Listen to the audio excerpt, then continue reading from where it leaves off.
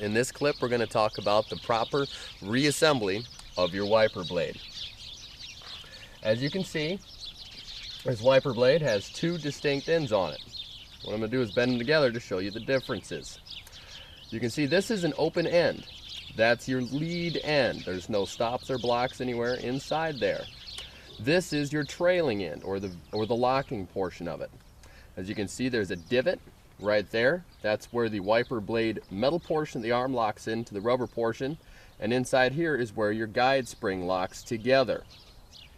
Pretty much what you do to assemble one of these, you can see the notch there, that lines up in the top groove in its corresponding position.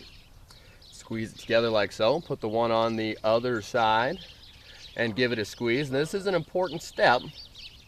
You're going to want to make sure they're seated properly. Once you have the guide springs in, it's relatively straightforward. These slides line up on the slot below them. You just line them up and slide the wiper blade element onto the blade arm assembly.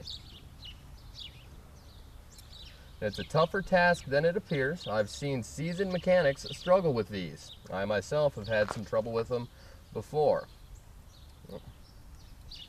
Slide them on right like so.